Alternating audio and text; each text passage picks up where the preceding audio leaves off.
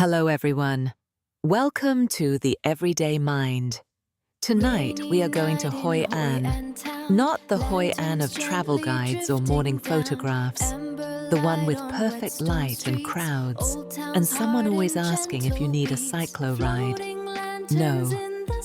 Tonight we are going to Hoi An on a rainy evening when most of the tourists have gone back to their hotels, when the lanterns are still lit, but no one is rushing to photograph them, when the streets are wet and quiet and smell like something you cannot quite name, but feel like you have always known. You do not need to do anything tonight. You do not need to remember anything. You do not need to follow a story or keep track of where you are going. There is nowhere to be. There is no itinerary. There is only this, a slow walk through an ancient town in the rain at night, with no particular destination and no particular time to return. If you find yourself drifting, let yourself drift. That is the point. One small thing before we go.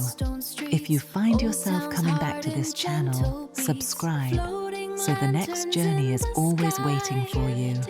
And wherever you are listening from right now, in bed, on a couch, in a room that is too loud or too quiet, or just slightly wrong for sleep, leave a comment and tell me. I find it quietly wonderful to imagine all the different places this voice travels to. Now, relax and enjoy, and let us begin our journey together.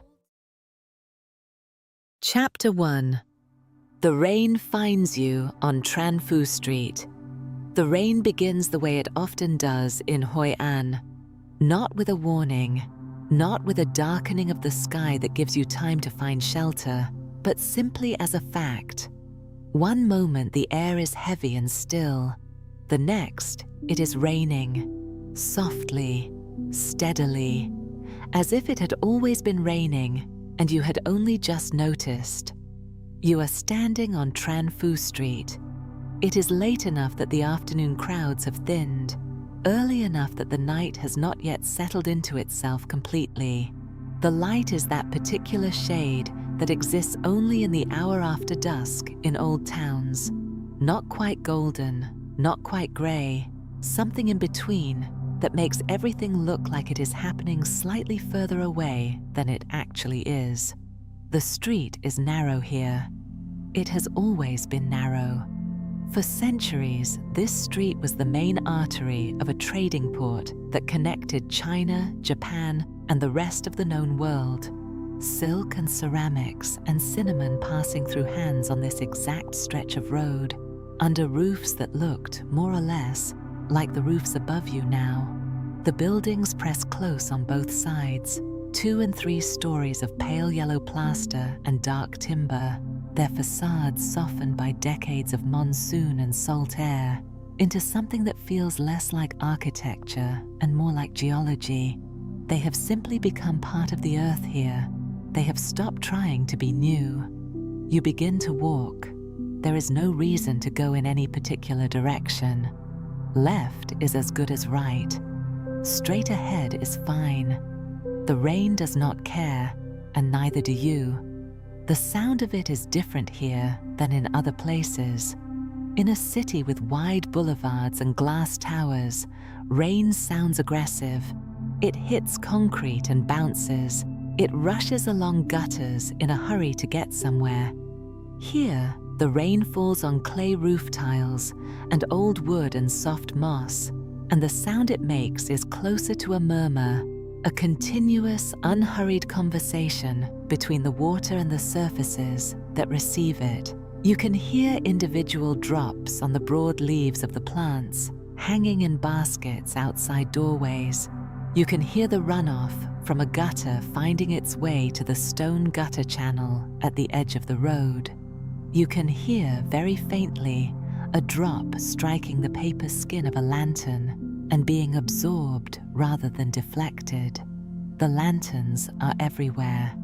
They hang from every eave, every doorway, every wire strung between buildings at improbable angles. Round ones, square ones, long ones shaped like fish, small ones no larger than a fist, clustered in groups of 5 or 7.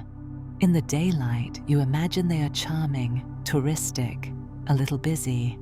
But in the rain and the dark, they are something else entirely.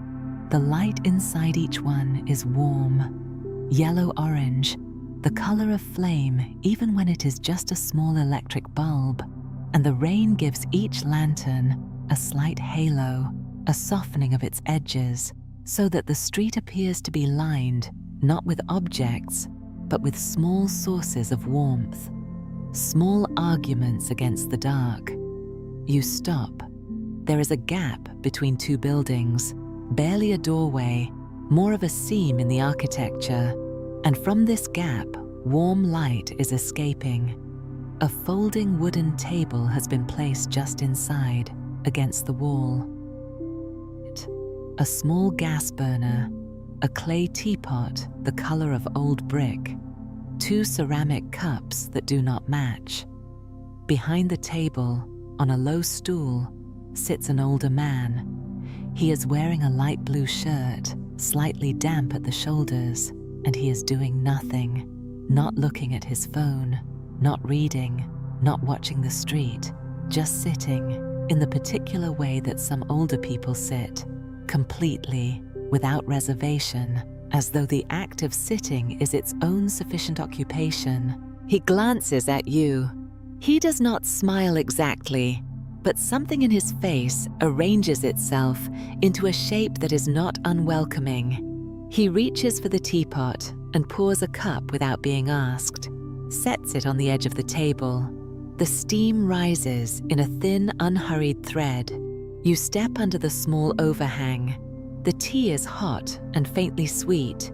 Chrysanthemum, you think, or something like it. Something with a floral undertone that is neither strong nor insistent, just present. You wrap both hands around the cup and look out at the street. Directly across from you is the Tran house.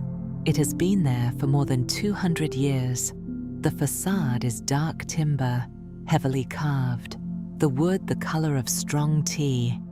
The upper story juts slightly over the lower one, supported by carved brackets that are worn smooth at their edges by the hands of everyone who has ever passed and touched them without thinking.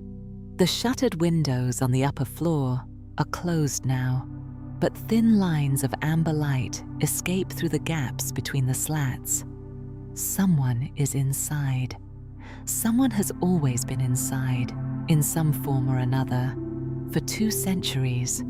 Merchants and their families, silk traders, sailors waiting out monsoon seasons not unlike this one, with nothing to do but drink tea and watch the rain and wait for the world to be ready to move again. You think about that for a moment. The unbroken chain of people who have stood or sat near this building and simply waited, without crisis, without urgency, in the comfortable suspension of time that rain in an old town seems to provide. Some researchers suggest that the smell of rain on old stone, petrichor mixed with aged timber, and the particular mineral quality of centuries-old plaster activates regions of the brain associated with early memory, long before conscious thought begins.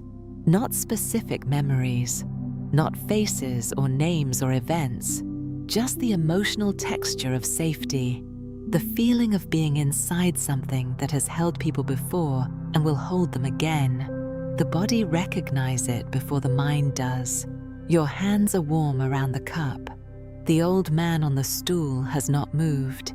He is looking at the middle distance, not at the Tran house, not at the rain, not at you, at something approximately 2 meters in front of him and slightly below eye level. The expression on his face is one of absolute, unhurried presence. He is not waiting for anything. He is simply here, in the complete and unpressured way that is very difficult to achieve and very easy to forget is possible. A bicycle passes on the street. The rider, a young woman in a yellow raincoat, no helmet, completely unbothered by the rain, does not look up as she passes.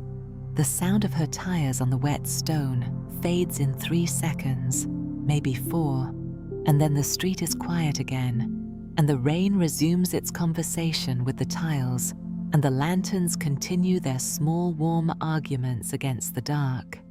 You notice a detail you had not seen before. In the corner of the overhang, where the wall meets the roof, someone has hung a single small pot, terracotta, no larger than a coffee mug, from a bent nail. In the pot, a cluster of tiny paper flowers, not real ones, paper ones, hand-folded in shades of white and pale gold. They should be damp. Paper flowers in an open overhang during rain should be limp and dissolving at their edges, but these are not. They are perfectly still, perfectly intact, their petals as crisp as if they had just been made. You look at them for a moment, then you look away, the way you might look away from something that doesn't require explanation, or rather something where explanation would be beside the point. Some things in old towns simply persist. They have been persisting longer than you have been around to notice, and they will continue after you have gone. And the most honest response to them is not a question, but a kind of quiet acknowledgement. You finish your tea. The cup is small, and the tea was not much. 2 sips really, 3 at most. But the warmth has settled somewhere in the center of your chest, in that place below the sternum where tension sometimes gathers without announcing itself. And now that warmth is there instead, and it is doing what warmth does when it finds a place that needed it. You set the cup back on the edge of the table. The old man glances over, not surprised, not expectant. He picks up the cup and sets it next to the teapot without a word, then returns to his stool and his middle distance and his complete and unhurried presence. The rain continues. You step back out onto Tran Phu Street, and it is still raining, and the lanterns are still lit, and somewhere ahead, through the wet and the warm light and the smell of old wood and chrysanthemum and stone, the rest of the town is waiting. Not for you specifically, just waiting, the way old towns do, with the patient generosity of something that has seen many people come and go and found a way to remain welcoming to all of them. You begin to walk again. There is no hurry. There never was. Chapter 2. A slow walk through the ancient town. You turn left at the end of the block without deciding to. That is the thing about Tran Phu Street at this hour. It does not require decisions. It simply offers directions, and your feet take the ones that feel easiest. And somehow this is sufficient navigation for a night like this. The rain is still falling, not heavier, not lighter. The same steady, patient rain, as though it has set a pace for the evening and intends to keep it. The street ahead curves slightly, almost imperceptibly, the kind of curve that you feel before you see, and as you follow it, the density of the lanterns increases. They are hanging lower here, strung on lines that cross at irregular intervals above the road, so that looking up is like looking into a canopy of warm light, orange and red, and a deep rose pink, some of them turning slowly on their strings in a draft that seems to come from nowhere in particular.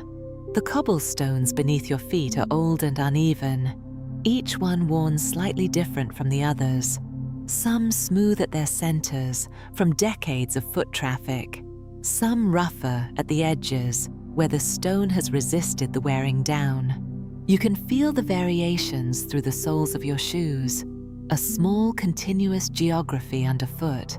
Ahead, you hear water, not rain, something older than rain, a sound that has been here longer than this evening, longer than the lanterns, longer than the buildings on either side of you. You follow it without thinking, and then you are standing at the edge of the Japanese-covered bridge, and you stop.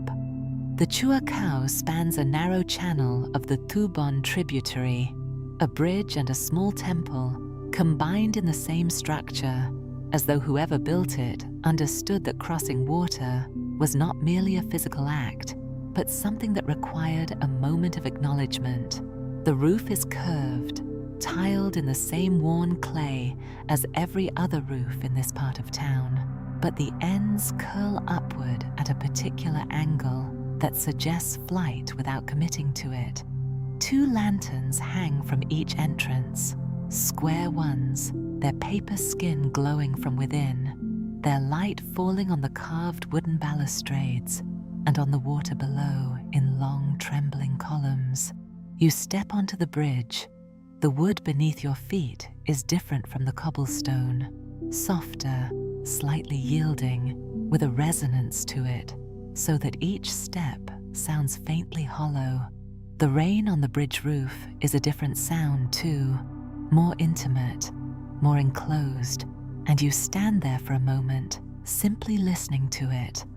The way the drops hit the tile above and run down in small streams at the edges, the way the sound bounces off the water below and comes back slightly changed. It is the same rain, but it is also not the same rain. The bridge transforms it. You think about the people who built this, Japanese merchants, more than 400 years ago, far from home, in a port city on the other side of the known world. They built a bridge and put a temple on it, which is not the most efficient architectural choice, but perhaps efficiency was not the point. Perhaps the point was to say, here is a place to cross, and here is a place to pause before crossing. And these 2 things belong together. Some anthropologists studying ancient merchant settlements have noted that their layouts were rarely designed for efficiency. They were designed to slow the traveler down, to make leaving feel slightly harder than arriving, as if the town itself understood that the longer a person stayed, the more of themselves they left behind. The bridge, with its small temple and its lanterns and its sound of rain on old tile, is one of those deliberate slowing. You feel it working. You stay longer than you planned. Then you step off the other side into the narrow streets of the Chinese Quarter, and the bridge is behind you, and ahead is a different kind of quiet. The lane you follow now is barely wide enough for 2 people to pass each other comfortably. The walls on either side are old plaster over older brick, painted in shades that were once distinct, red, ochre, a deep terracotta, but have faded and bled into each other over time, so that the overall impression is of something warm and unspecified, the color of an old photograph left in indirect light.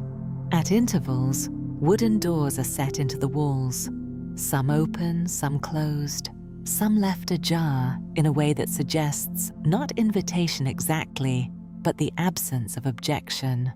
You pass the Hoi An Fukin. The assembly hall is dark from the outside at this hour. Its main gate's closed, but the side gate is open, and through it you can see the interior courtyard.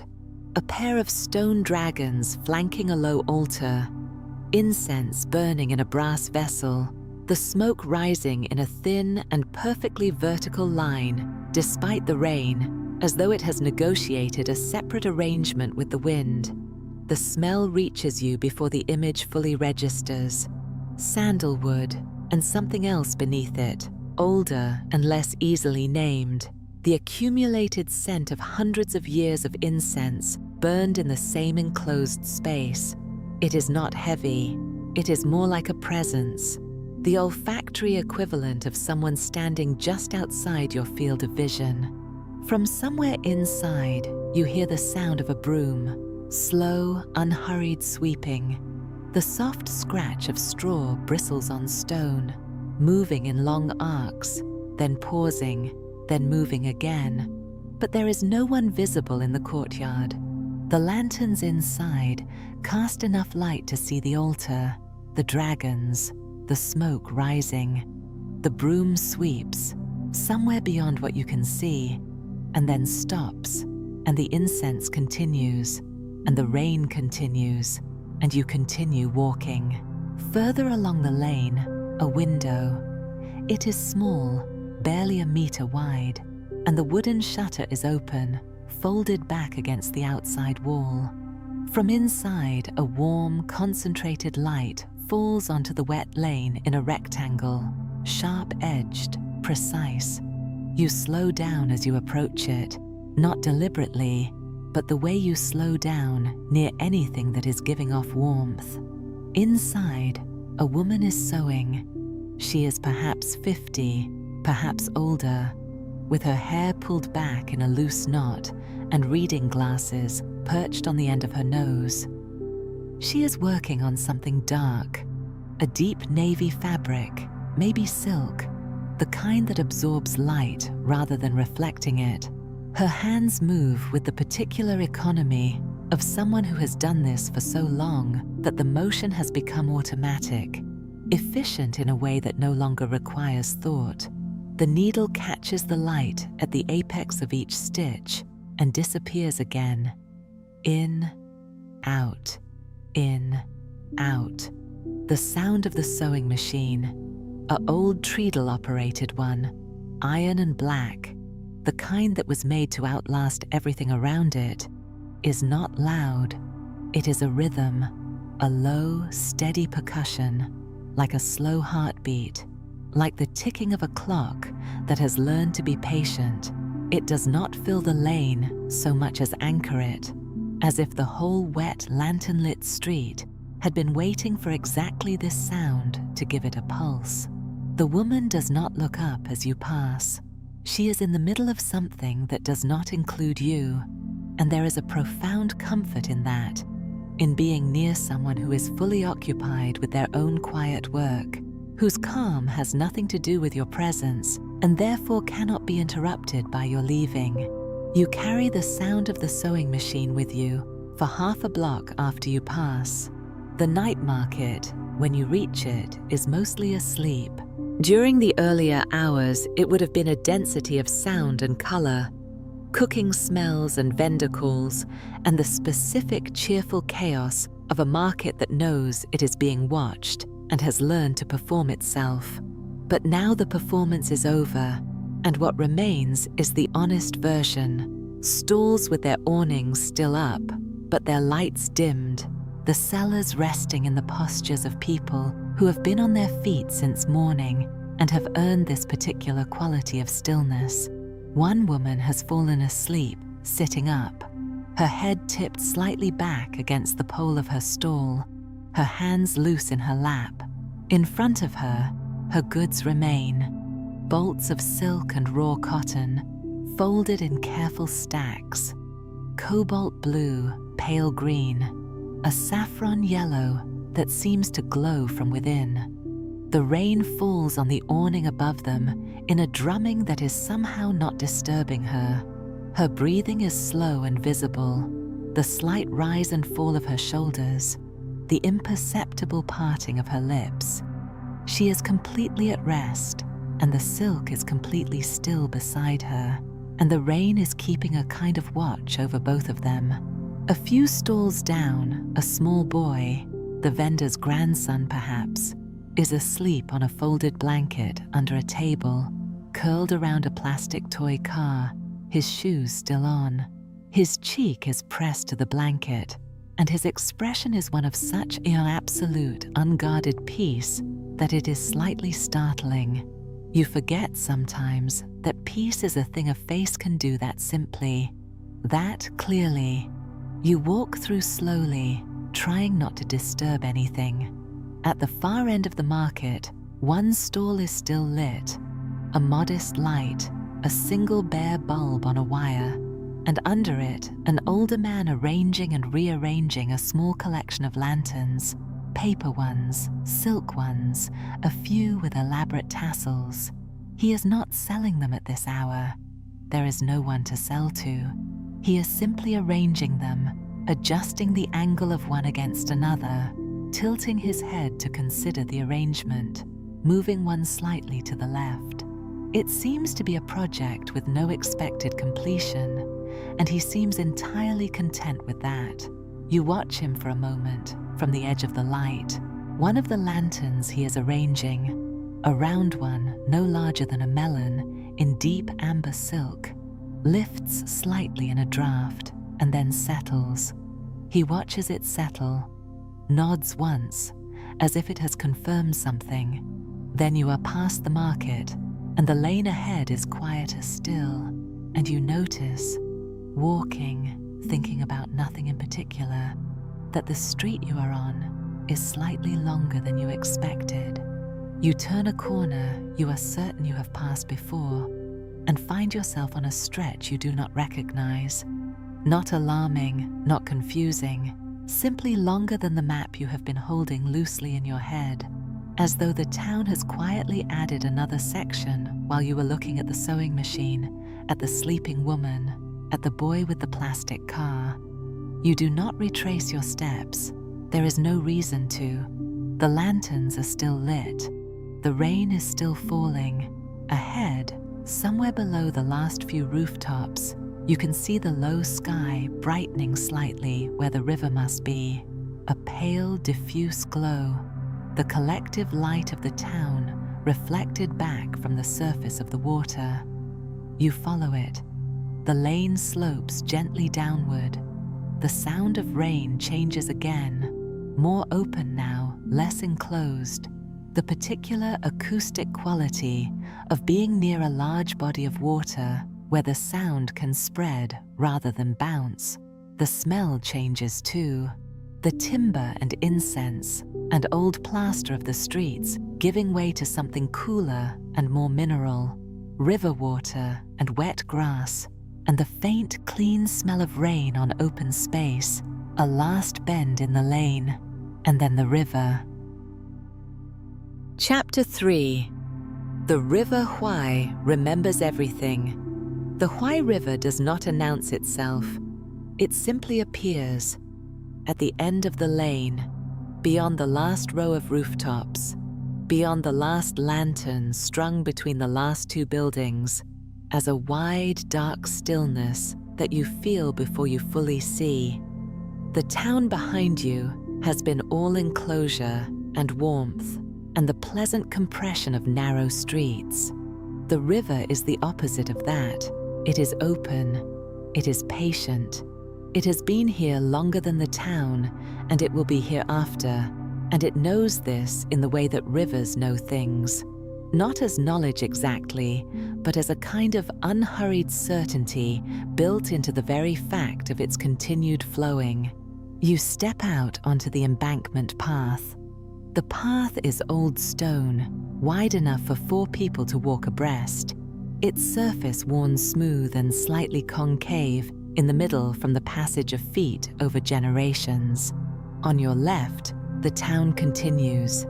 Facades facing the water, a row of low buildings with their ground floors open to the river air, some of them restaurants gone quiet now, chairs stacked on tables, the residue of earlier evening still present in the smell of charcoal and lemongrass. On your right, the river. You turn toward the river. The rain is falling into it without disturbing it. This is the thing you notice first, and it takes a moment to understand what you are seeing. The rain is visible.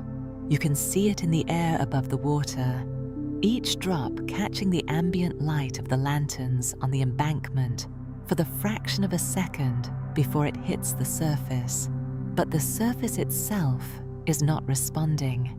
It is flat, not glassy in the way of perfectly still water in a container, but flat in a deeper sense, as if the river has decided, for this particular night, that it will receive the rain without showing it. The drops fall in. There is no circle, no expanding ring, no disturbance, only the sound, a soft, continuous percussion, thousands of tiny sounds occurring simultaneously, creating something that is technically noise, but that the brain registers as silence. You stand at the embankment railing and look at it for a long time. there is a boat.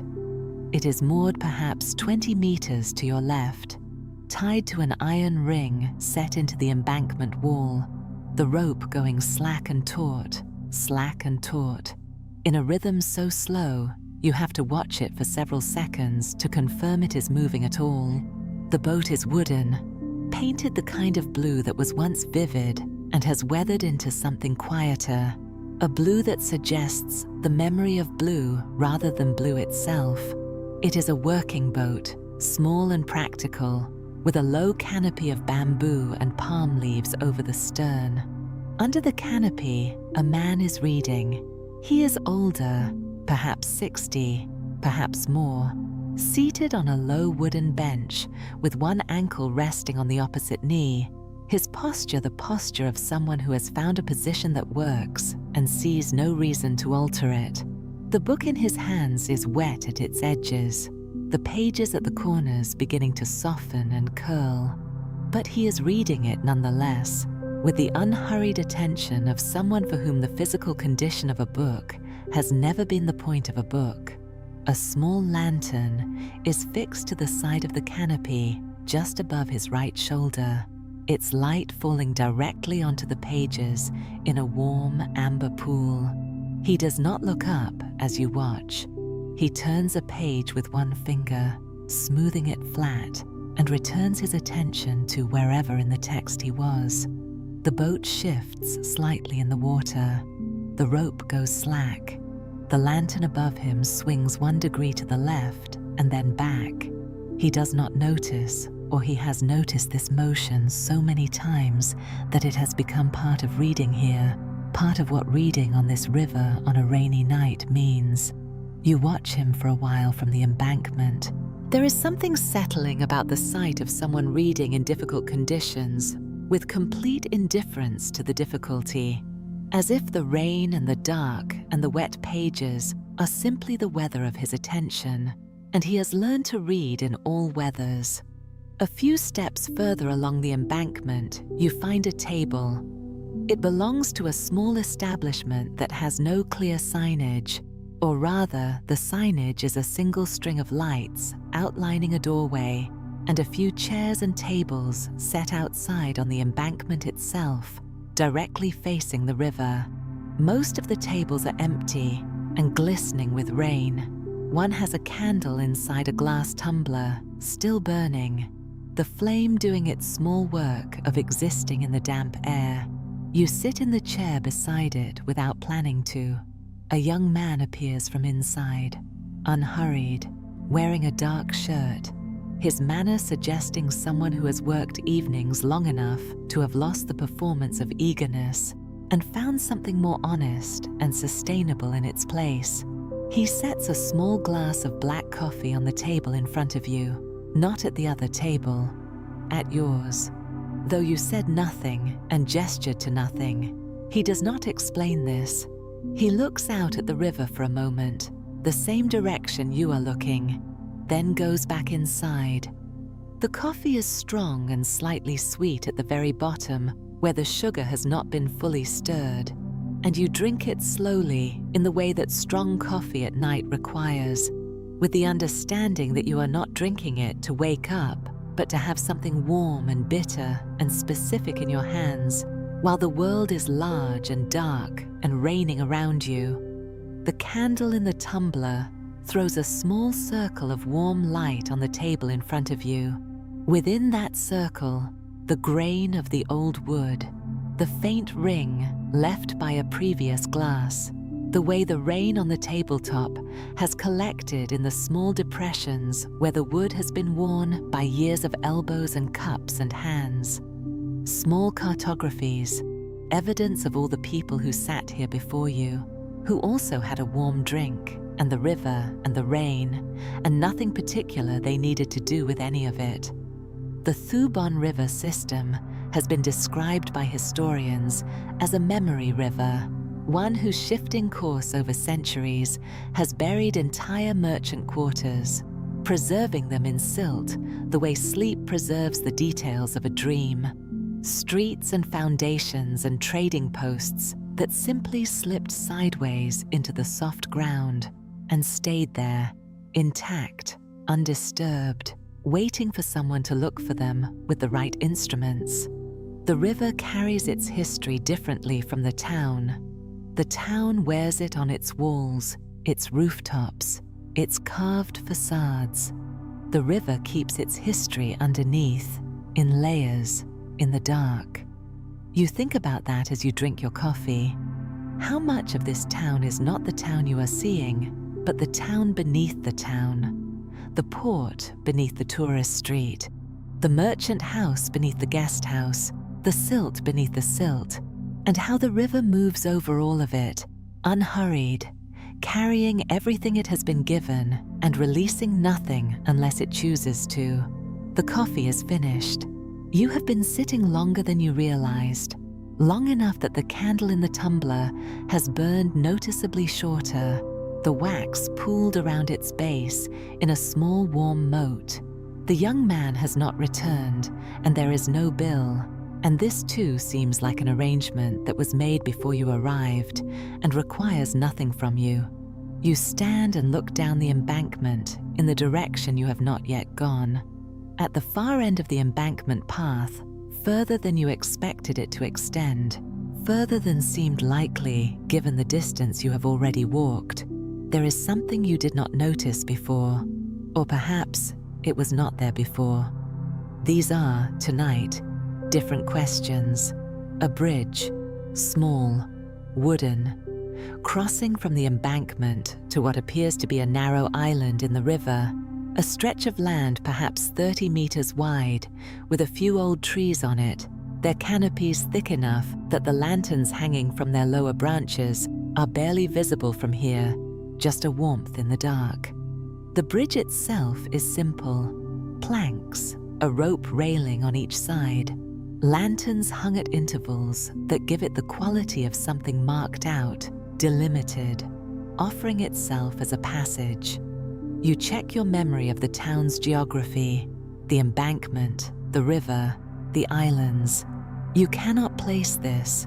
There are islands in the Thubon further downstream, but here, at this stretch of the Hoi, you do not remember any island. You do not remember any bridge, but your memory of the town is imperfect, and the town is old, and the river has been rearranging its own geography for centuries. It is entirely possible that this is simply something you did not know was here. You walk toward it. The bridge does not sway when you step onto it, though bridges like this generally do. It holds itself with a steadiness that feels considered rather than structural, as though it is choosing tonight to be reliable. The wood is worn smooth in the center of each plank, the railing rope soft with age under your fingers. The lanterns on either side are the same deep amber as the ones in the night market, the same shade as the light in the teapot stall, as the light inside the Tanki house, as the light everywhere in this town that seems to have decided on one particular temperature of warmth and applied it consistently, as a policy, as a philosophy. Halfway across, you stop. Below you, the river is still not showing its surface to the rain. The drops fall in and disappear. But from here, from the bridge, looking down the length of the Hoi in both directions, you can see something you could not see from the embankment. The lanterns of the town, reflected in the water, are perfectly still, not wavering, not stretching and compressing as the surface moves, just present there, below the surface, in a version of the town that is identical to the one above, except that it makes no sound and nothing in it is wet. The river, underneath, is dry. Or rather, the reflected town is a version that the rain cannot reach, a version held in the water's memory, intact and unweathered, the colors slightly more saturated than their counterparts above. The amber lanterns below the surface are a deeper amber. The dark roof tiles are a richer dark. You look at this for a long time. Then you look up, and on the far bank, standing very still in the shadow of the nearest tree, is a figure in a deep purple ao dai. She is facing the river, not the bridge. Her hands are loose at her sides. She is simply standing, the way the man on the boat is simply reading, the way the old tea seller was simply sitting, in that particular register of presence that this town seems to generate in its people at this hour, the register of someone who is fully here and requires nothing further from here than the fact of it. She steps forward onto the embankment path on the island side, and you notice she leaves no wet footprints behind her on the wood.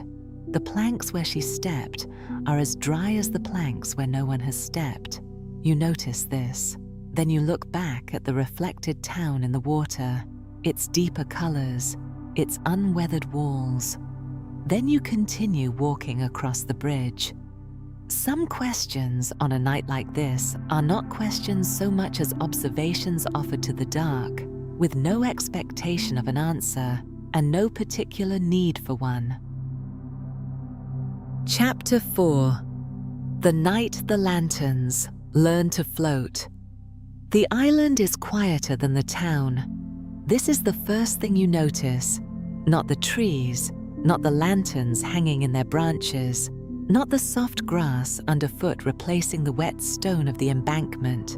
The quiet. It is a different quality of quiet from the quiet of the sleeping market or the quiet of the rain on the bridge roof. Those were silences that had recently been sounds, silences that still carried the shape of what had preceded them. This quiet is older. It has been here long enough that it no longer refers to anything else. It simply is, the way the river simply is, the way the trees simply are, present and uncomplicated and entirely sufficient. You step off the bridge onto soft ground. The grass is short and dense, slightly springy under your feet, and the rain has made it smell green and clean and very close. The smell of growth so immediate and specific that it takes up space in your chest alongside your breathing. Ahead, the trees, old ones, banyan and something else you cannot name, their trunks wide and their lower branches reaching out parallel to the ground before curving upward, have been strung with lanterns in no particular pattern. They are not arranged decoratively. They have simply accumulated here over time, tied to branches by hands you cannot imagine, in colors that have faded toward each other into a general warmth. Amber, rose, a very pale gold. The woman in the purple Ao dye is no longer visible. You are not certain where she went. You are not certain it matters. You walk further into the island, under the canopy of the trees, and the rain on the leaves above you is different again.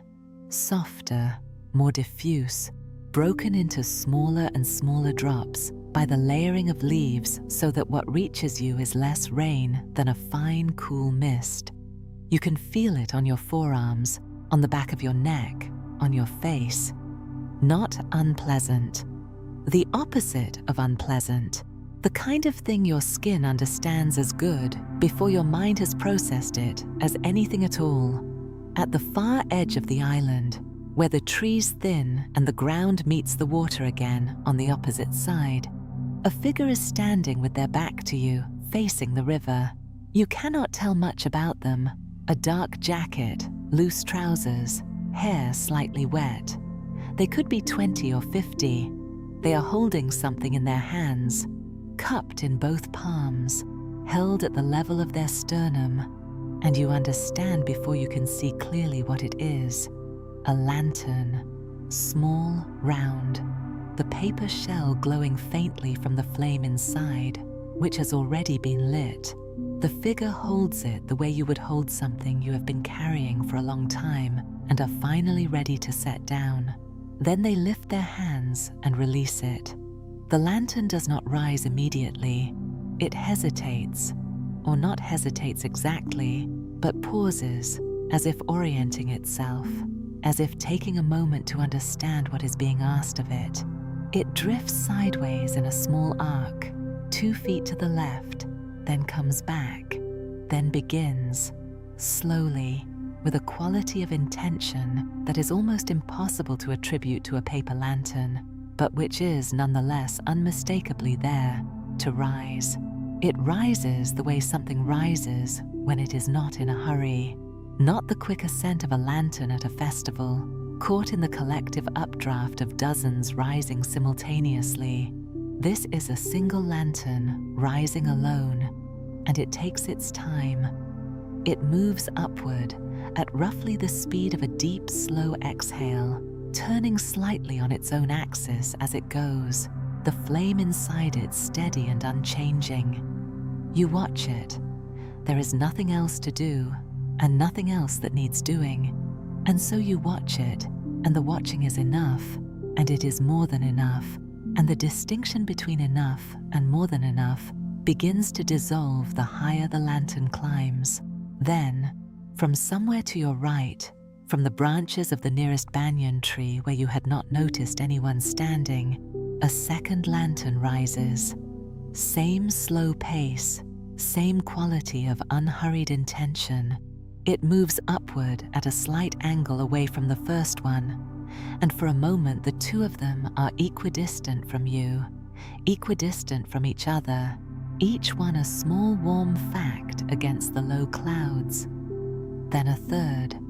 This one comes from across the river, from a window in one of the embankment buildings you can just make out through the rain, a window that was dark when you passed it, now lit from within. And from this window, a lantern emerges and begins to rise, moving upward in the same patient way, adding itself to the small population of lights above the river. You do not count them after that. Counting is the wrong response. They come from the rooftops of the town, from the upper stories of the old merchant houses, from the hands of people on the embankment, whom you can just make out as small figures in the warm light below, from the trees on the island, from points further along the riverbank, from somewhere upstream where the Hoi curves away from sight, each one rising at its own pace, each one alone, and yet in some undeniable relation to all the others. Not a formation, not a pattern, just a gathering, the way the people in a town gather without arrangement on certain evenings, and the gathering turns out to be exactly enough.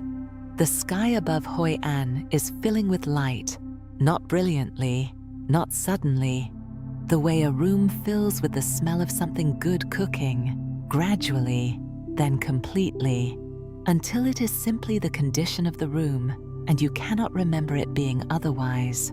The lanterns rise into the low cloud cover, and their light diffuses through it, softening it, warming the underside of the clouds from amber to a deep rose gold.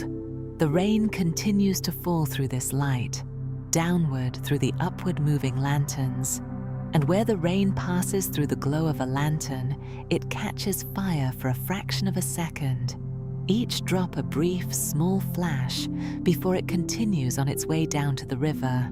The river receives all of it, the falling rain, the falling light, the reflections of the rising lanterns. Below the surface, in that unweathered version of the town that you saw from the bridge, the lanterns are also rising, their mirror images descending into the water in the way that reflections do, going down while the things they reflect go up, finding their own sky somewhere in the depth of the river. Someone is standing near you. You become aware of this gradually. Not startled, not surprised, aware, the way you become aware of warmth from a nearby fireplace when you have been facing away from it and turn to find it closer than expected, but exactly where it should be. The old tea seller from Tran Street. He is standing 2 or 3 meters to your left, at the edge of the tree line, his light blue shirt still slightly damp at the shoulders.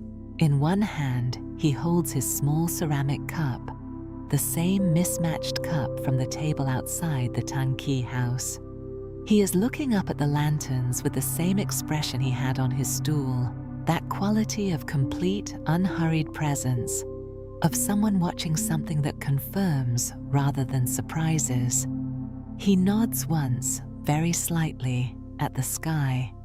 Not a nod of greeting, a nod of recognition, of the kind exchanged between someone watching a familiar thing and the familiar thing itself, as if the lanterns and the old man have an agreement, long-standing, that on rainy nights they will do this, and he will be here to see it, and that is the entirety of the arrangement, and it is sufficient. Further down the bank, at the water's edge, the man from the boat has come ashore.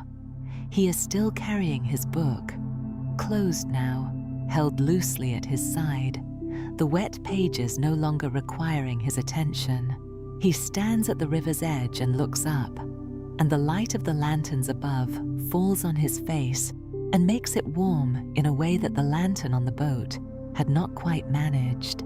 He does not smile. He simply looks, with the focused receiving attention of someone who has been reading about something for a long time and has finally looked up from the page to find the thing itself. No one speaks. This is not the silence of people who have run out of things to say or who are waiting for someone to begin. It is the silence of people who are all looking at the same thing and have each found, separately, that the thing is more than adequate and words would be a reduction of it. The lanterns rise. The rain falls through them. The river holds everything underneath. In some traditions, a lantern released into the sky does not carry a wish upward. It carries something you are finally ready to let go of. The upward motion is not aspiration, but release. The thing you have been holding being finally, gently, given to the air. The sky in this reading is not a destination. It is a kind of forgetting. Not the forgetting of loss, but the forgetting of relief. The moment when you set something heavy down and your arms, surprised by their own lightness, do not know at first what to do with themselves. You think about what you would put inside a lantern if you had one. Not specifically, not in a way that requires naming or deciding, just the general shape of it, the weight you have been carrying with such habitual unconsciousness that you had almost stopped noticing it was weight. The low-grade friction of days, the accumulated residue of decisions and undecisions, and things said and unsaid, and the persistent background hum of time moving faster than you are ready for. You give it a shape, loosely, and then you give that shape to the air. There is no lantern in your hands. There does not need to be. The gesture does not require a prop. You breathe out slowly, the way you breathe when you are setting something down, and the air takes what you have given it, and the lanterns above you continue their slow and patient rising, and the rain continues its slow and patient falling, and these two directions coexist without contradiction, without competition, each one simply doing what it came here to do. The old man finishes his tea. He holds the empty cup for a moment, then lowers it to his side. The tea seller, who has no more tea to sell and no table to return to and no particular place to go, standing on a small island in a river in an old town at night, looking at the sky, he seems entirely comfortable with this. More than comfortable. He seems, in fact, to be exactly where he always intended to end up on an evening like this, and the sky full of lanterns and the rain and the river are all part of an arrangement he made long ago with the night. He turns eventually and walks back toward the bridge. His footsteps on the grass are quiet. He does not look back. He crosses the bridge at the same unhurried pace at which he does everything, and then he is on the embankment, and then he has gone into the warm amber corridor of the lantern-lit streets, and the island is quieter than before, and the lanterns are still rising, and the rain is still falling, and you are still here. There is no requirement to leave. There is no requirement to do anything. The sky is warm, and the river is patient, and the trees behind you are breathing in the slow way that old trees breathe, indifferent to the hour, indifferent to the weather, rooted in something below the waterline that no river has ever managed to dislodge, holding the lanterns in their branches the way they hold everything, without effort, without condition, simply because the holding is what they are for. You stay. The lanterns rise. The rain falls through them, each drop briefly lit, briefly gold, then gone. Chapter 5. Rain, light, and the space between. At some point, you could not say when exactly, you sit down. There is a low step at the base of one of the banyan trees, where the roots have raised the ground slightly and then leveled off into a flat, moss-covered surface that is exactly the right height and exactly the right depth and seems, in the way that certain places seem, to have been expecting you. The moss is damp but not cold. The tree behind you is solid in the particular way of very old trees. Not hard exactly, but settled, dense with its own history, the bark slightly rough against your back through your shirt. You lean against it, and your spine finds its natural arrangement, and your shoulders drop. And this dropping is so quiet and so complete that you barely notice it happening. You notice only that it has happened, that something which was held is no longer held. The lanterns are still rising. You can see them above the canopy of the trees, or rather, you can see their light above the canopy, the warm, diffuse glow that each one contributes to the general luminosity of the low clouds. The individual lanterns are harder to make out now. They have risen into the layer of cloud, and their light has become part of the cloud's light, inseparable, the way a voice singing alone eventually becomes inseparable from the voices that join it. The effect is that the sky is simply warmer than it was. Not dramatically, not in a way that would register if you had not been watching it change, but the clouds above Hoi An are amber now at their underside, and this amber light falls back down through the rain, softening it, giving the drops a brief warmth as they fall, and the whole world between the clouds and the river exists in this exchange. Light going up, rain coming down, the two of them passing through each other, patient, unhurried, neither one impeding the other. You watch this for a long time, or perhaps not a long time. Time on this island, on this night, is not behaving in its usual way. It is not moving slowly, exactly. It is simply not insisting on itself. It is present the way the river is present, continuous, undemanding, available without requiring you to keep track of it. The rain is changing. You notice this the way you notice the end of something gradual, not at a specific moment, but in the awareness that what is happening now is different from what was happening before, and the difference has been accumulating for longer than you realized. The drops are lighter now, more widely spaced. The continuous murmur on the leaves above you has thinned from a conversation to something more like a thought, intermittent, soft, the occasional drop finding its way through the canopy and landing on your arm or the back of your hand with a small specific coolness. Or perhaps you are simply hearing less. This is also possible. The rain may be exactly what it was, and what has changed is the degree to which you are tracking it. The part of your mind that registers incoming information, catalogues sounds, measures distances, maintains the background audit of potential concerns, has been gradually releasing its grip on the evening. Not all at once, and not entirely, but enough that the rain, which earlier you could hear in precise detail, tile by tile, leaf by leaf, the specific acoustic signature of each surface it contacted, is now arriving in larger, softer parcels, less analyzed, more simply received. Both things can be true.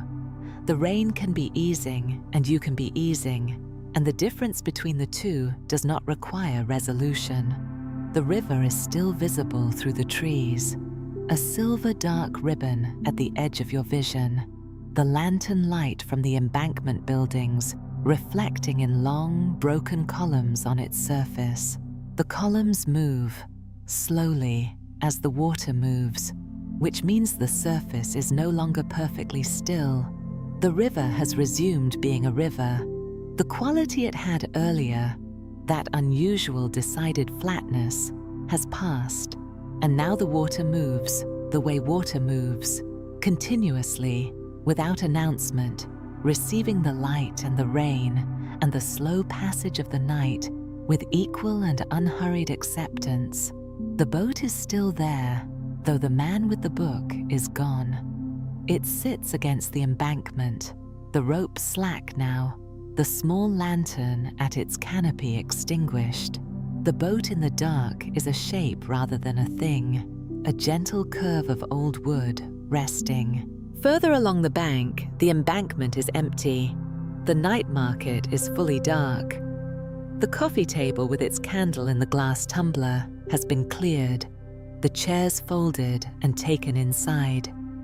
The woman in the purple owl dye has not reappeared. The people who were standing on the embankment watching the lanterns rise have gone back to wherever it is people go when the particular thing they came to see has been seen and held and gently released. The town is going to sleep. Not all at once. Towns never do. There is still a light in an upper window of the Hoi An. There is still, somewhere in the streets behind you that you can no longer quite see, the faint sound of something that might be music or might be wind finding its way through an alley at a particular angle. These things will continue for a while. They do not need your attention. The moss beneath you is very soft. You had not noticed until now how soft it is, how it has given slightly under your weight, accepting it, forming itself around you in the way that very old soft things do, without resistance, without complaint. Your hands are in your lap. At some point they stopped holding anything and simply became hands, loose and warm and resting. The smell of the night has simplified. Earlier in the streets, the smell was layered and complex. Rain and incense and timber and lemongrass and the specific mineral quality of old stone and the sweet faint top note of chrysanthemum tea still faintly present on the back of your tongue. All of that is still technically here, you imagine, but the layers have settled, the way the components of a chord settle when the instrument is no longer being played, the notes decaying at different rates until what remains is the lowest frequency, the warmest, the one that the body registers as sound before the ear has fully processed it. What remains now is rain and wood smoke from somewhere very far away, and the river. These three things are very old. They were here before the town, and they will be here after. They do not require the town to mean what they mean. They are sufficient on their own, and at this hour, in this particular quality of dark and amber light and fine mist, they are simply what the world is made of, and you are sitting inside them. And there is nothing that needs to be added to this, and nothing that needs to be taken away. Your eyes are heavy. This is not a problem. It is not anything to note or manage or decide about. It is simply a fact about your eyes, the way the moss is a fact about where you are sitting, the way the rain is a fact about the air. Your eyelids have their own weight now, a comfortable, insistent weight, the weight of something that has been patient all day and is finally, gently, making its case. You let them be heavy. The banyan tree behind you is very still. The island is very still. The sky above the canopy is that deep, soft amber, a color that is not quite a color anymore, but a temperature, a quality of the air, something you perceive less with your eyes, and more with some older and less verbal part of yourself. The lanterns are still up there. You cannot see them individually, but they are there, dispersed into the clouds, their light continuous and warm and entirely without urgency. They are not going anywhere. They have been released, and they are simply being what they are now.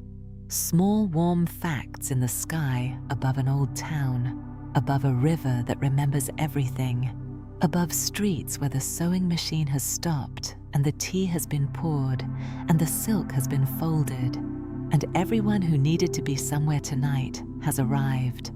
The rain falls. It falls on the river, and the river accepts it. It falls on the leaves above you, and the leaves accept it. It falls through the amber light of the risen lanterns, each drop briefly gold, and the air accepts it.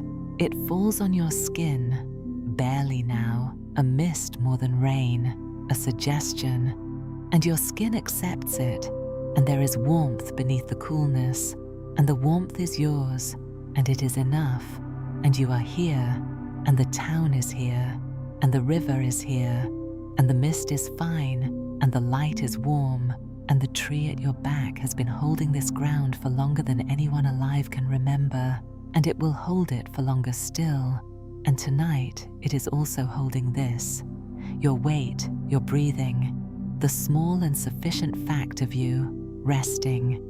The amber light above the clouds does not dim.